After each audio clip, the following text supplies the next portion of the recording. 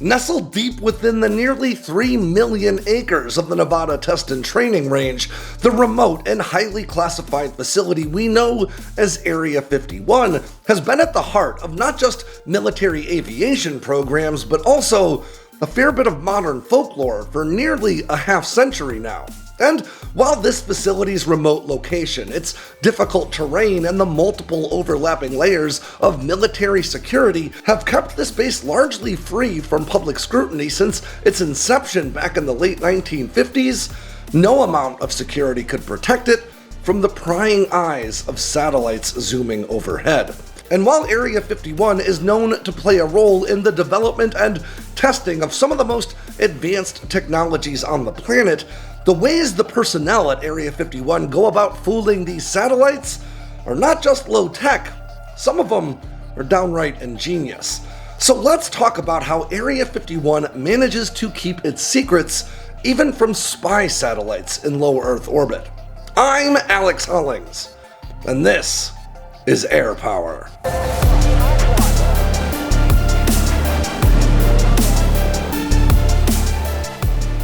Ground news is an invaluable tool for staying on top of what's going on in the world, while poking a hole through the media bias that is so often present in modern media coverage. Ground news is an aggregator that collects stories published by outlets all around the world and places them all in a single easy-to-read feed. For every story you find on Ground News, they'll give you a brief summary of the topic and then make it very easy to compare headlines covering the same story from different news outlets, depending on their political affiliation. You can even use their location feature to see which countries are covering a story and which ones are giving it the silent treatment. And when you drill down into individual outlets, Ground News will give you their factuality rating based on the individual assessments of 3 separate news monitoring organizations. They'll even tell you who owns an outlet in case you're concerned that could influence their coverage. Here's a great example and a story I wanted to share with you anyway, about legendary F-16 pilot and now Lieutenant General Mark Sassville retiring. Now, Sass, you may recall, was one of 2 pilots, alongside Heather Lucky Penny, who scrambled their F-16s on the morning of September 11th, 2001, intent on intercepting Flight 93. But because there wasn't time to load missiles on either of their aircraft, Sass and Lucky agreed that they would sacrifice themselves, flying straight into Flight 93 with their F-16s to prevent it from finding its target. And while the heroic passengers of Flight 93 ultimately made that sacrifice themselves, the fact that Sass and Lucky did not hesitate and jumped straight into the cockpit for what they knew would be a one-way trip, all in the name of protecting other people, truly represents the best of us. And here on Ground News, we can see that only 9 news outlets have covered the story so far, including 5 left-leaning outlets and only 1 right-leaning one. And if we scroll down the page just a bit to the bias distribution, we can see that this story is a bit of a blind spot for everybody, but in particular, right-leaning outlets. And this bias distribution metric really matters because bias in news coverage isn't just about how stories are covered, it's also about which stories are covered and which aren't. And you can use the blind spot feature on Ground News to help you find stories like that are getting a lot of traction in one political sphere and not the other. And if you want to use Ground News like I do, I can get you a great deal. Just go to ground.news/sandboxx with 2 X's or follow the link in the description below to get 40% off the same Vantage plan that I use every day. Again, that's ground.news/sandboxx with 2 X's to get 40% off their Vantage plan to help you stay on top of things. Area 51, or as it's known in some official circles, Homey Airport or just Groom Lake, is a classified military facility some 80 miles north of Las Vegas that's seen the testing of some of the most groundbreaking aircraft ever to see service. And a fair few more that never did. Just some of the legendary aircraft to darken the hangars at Area 51 over the years include the U-2 spy plane, the SR-71 Blackbird, and the F-117 Nighthawk. This installation is so tightly guarded that the only way to access it is to fly in from the Harry Reid International Airport in Las Vegas aboard one of their specially crewed Boeing 737s or Beechcraft turboprop aircraft, known to most of us as Janet Airlines. Now, these aircraft make around 10 round-trip flights into and out of Area 51 every day for commuters. But for those of us without an active security clearance and a good enough reason to visit, the best we can do to get a glimpse of the 2.3-mile-long runways are through powerful binoculars atop Tickaboo Peak, a mountain that's some 26 miles from the base itself. But while its remote mountainous location was pretty effective security back in 1955, it wasn't long before the advent of spy satellites threatened to reveal Area 51's secrets to the world, and in particular to America's adversaries in the Soviet Union. You see, while the US government didn't officially acknowledge that Area 51 even existed until 2013, it was something of an open secret right from the start. So, when the Soviet Union launched their first Zenit spy satellites in the early 1960s, snapping pics of Groom Lake rapidly became among their primary photo reconnaissance duties. And in return, it quickly became one of the primary duties of the often uncredited and largely unknown men and women who work at Area 51 to obfuscate or hide these secrets from those Soviet prying eyes in the sky. But because there are so many rumors and legends and myths surrounding this base that we call Area 51, let's take a step back and start with the context, like what this base actually is and why it was established. All the way back on September 4th of 1949, a B-29 superfortress that had been specially modified for a weather reconnaissance role, we called these WB-29s, returned from a routine flight off the coast of Siberia with air samples showing anomalously high levels of airborne radioactive debris. Now, it was high enough that the only logical explanation was a detonation of a new Soviet nuclear weapon. That detonation, American intelligence officials would come to learn, was a roughly 20-kiloton weapon that the Soviet military had taken to calling First Lightning.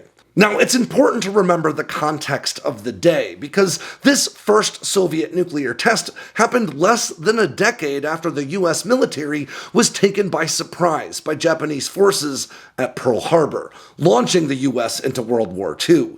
And with palpable memories of that surprise attack fresh on their mind, this test sent the US defense apparatus into high alert. And among the long list of new programs to emerge as a result of this test was the pressing need for a new spy plane.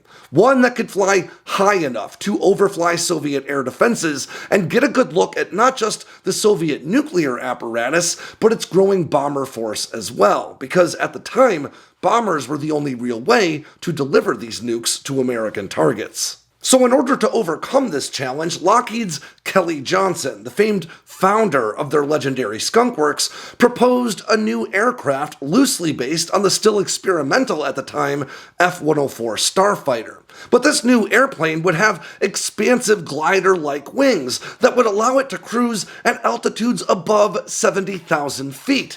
Now, that design was known at the time as the CL-282, but in time we'd come to know it as the U-2.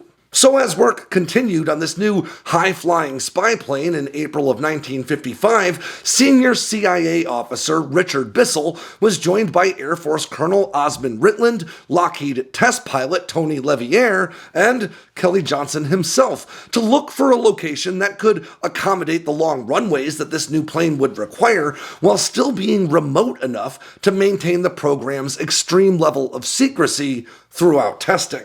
From their vantage point in a small Beechcraft airplane soaring high above the Nevada desert, the group spotted what looked to be an abandoned airstrip in the northeast corner of a stretch of land that they knew to be the Atomic Energy Commission's Nevada Proving Ground. Now, the group did discuss landing on the runway, but Laviere ultimately chose to set the Beechcraft down on an adjacent dry lake bed, which the story goes was a big bit of good fortune. What they thought was an abandoned airstrip did prove to be exactly that, one that saw use as a part of a gunnery range for pilots during World War II. But over the intervening years of disuse, an ankle-deep layer of loose dust had blanketed the entire runway, and had Laviere attempted to land in that dry desert slush, it almost certainly would have ended in disaster, with the mastermind behind modern military aviation and a bevy of senior defense officials all killed in a crash so remote that it might have been days before their bodies were even discovered. But despite the dust, the whole group quickly agreed that this desolate stretch of salt flats would be the perfect location to test America's highly classified new spy plane. So over the next 3 months, they built a paved 5,000-foot runway and a slew of temporary shelters all around that new airstrip. With blinding sun, little shade, and soaring temperatures, Johnson took to calling this new secret base Paradise Ranch, in part because he hoped it would help sell the location to Lockheed personnel who were tasked with working out there. Of course, on the Atomic Energy Commission's maps, which split the whole region up into different areas, that dry lake bed had a decidedly less glamorous name.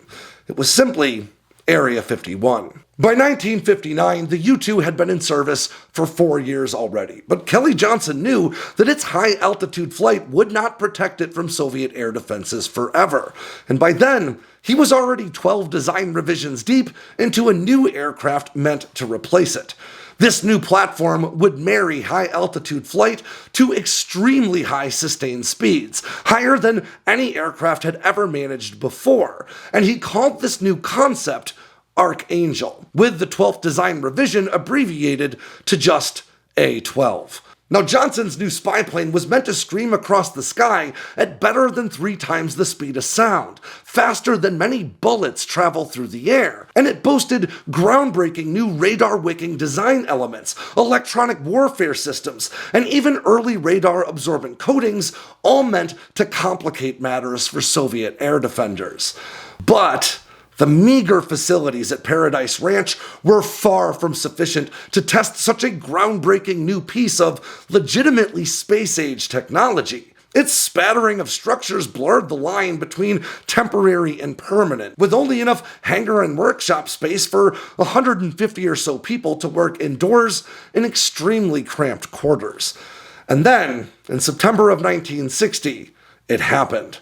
A U-2 spy plane piloted by the CIA's Gary Powers was shot down over the Soviet Union. And almost immediately funding was approved to prepare Area 51, as we call it, for a new era in high-performance aviation testing. The 5,000-foot asphalt runway was not only too short, but it couldn't even support the weight of an A-12 prototype.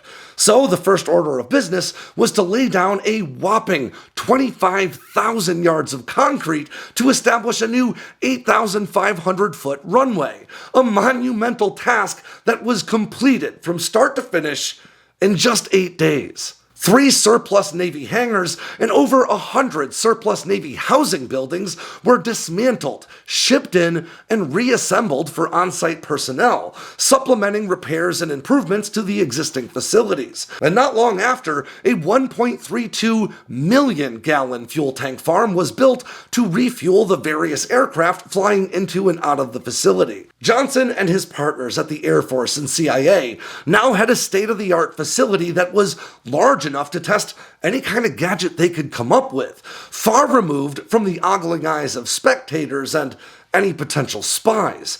But their days of hiding right out there in the open were already numbered. Less than 2 years later, on April 26, 1962, the Soviet Union launched its first successful spy satellite, the Zenit 2. And while this first Soviet foray into orbital espionage was only actually in orbit for 3 days, the US knew it was only a matter of time before the Kremlin started taking pictures of their secretive and unacknowledged airbase. In fact, that same month, the National Reconnaissance Office, or NRO, drafted a now declassified memo calling for the U.S. intelligence apparatus to overfly Area 51 with U-2 spy planes, or maybe to even use America's first and still classified at the time Corona spy satellite to take our own pictures of the base to glean what the Soviet Union might be able to learn from their own satellite reconnaissance. I'll quote that memo directly. Without advising the photographic interpreters of what the target is, ask them to determine what type of activity is being conducted at the site photographed. And at right around this same time, US intel analysts were beginning to recognize one of the biggest problems with satellite reconnaissance that persists to this very day, something we've discussed on this channel lots of times in the past: their predictability. Satellites fly along predictable orbital flight paths and only carry limited amounts of fuel on board, and to date, there's no way to refuel a satellite while in orbit. So satellite orbits are not only very predictable, but anytime you change that orbit to get a better look at something, the expent fuel directly reduces that satellite's operational lifespan. And these are immensely expensive assets meant to operate for years on end, so reorienting a spy satellite is a very big deal. And to make matters worse, the world is a very big place, so even if you do reorient a spy satellite, well, the people you plan to spy on usually still know about it before that satellite arrives. And that's pretty much exactly what happened. I'm going to quote Thornton T.D. Barnes, a hypersonic flight and radar specialist who worked at Area 51 throughout the 1950s and 60s, from an interview he did back in 2011. In our morning security meetings, they'd give us a roster of the satellites that the Soviets had in the air, and we'd know the exact schedule of when they were coming. It was like a bus schedule, and it even told us whether it was an infrared satellite or what type it was. Area 51 personnel like Barnes soon took to calling these Soviet spy satellites ash cans, a derogatory nickname meant to draw similarities between the orbital assets and the common vernacular for trash cans at the time. Usually, there was enough advance notice of a spy satellite overhead to just clear the flight line, tucking secret aircraft into hangars or under awnings to block the Soviet view. This method may have been simple, but it was definitely still a pain. This time, I'll quote Jim Friedman, who worked as a procurement manager at Area 51 alongside Barnes in this era. That made the job very difficult. To start working on the aircraft and then have to run it back into the hangar and then pull it out and then put it in and then pull it out, it gets to be quite a hassle. When Barnes and his colleagues received late warning of an inbound satellite, maybe one that had adjusted its orbit to be less predictable, they found ways to improvise. And before long, they'd built simple tent-like structures on poles that they took to calling hoot and scoot sheds that they could quickly erect over an aircraft still on the flight line to hide it from Soviet cameras.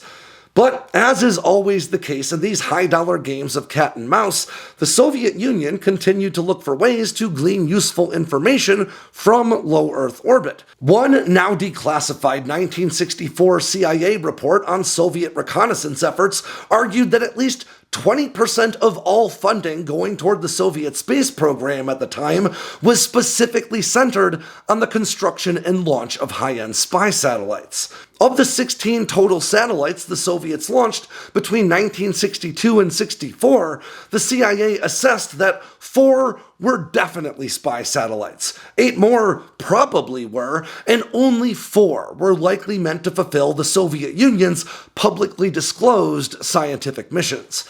Among the long list of improvements the Soviets added to these overhead observers were infrared sensors that allowed their analysts to make out the overall shape of American aircraft that had been left sitting on the runway to bake in the glaring Nevada sun, even after they'd been moved into hangars to hide from the satellite as it passed by. I'll quote Barnes again. It's like a parking lot. After all the cars have left, you can still see how many were parked there in infrared because of the difference in ground temperatures. Now, this posed a pretty unique challenge to the personnel at Area 51, who obviously couldn't avoid parking their aircraft on the flight line as they conducted pre-flight inspections and the like. So if they couldn't hide the infrared shadows of America's most secretive aircraft, they decided to muddy the visual waters by giving Soviet analysts just a whole bunch of crazy designs to analyze. While many of the personnel at Area 51 literally earn their paychecks by solving problems using some of the most advanced and cutting-edge technologies this world has ever seen, Barnes and his buddies solved this problem using good old-fashioned arts and crafts, collecting big piles of cardboard and other mundane materials, and then carefully cutting and crafting them into the silhouettes of some downright exotic-looking aircraft.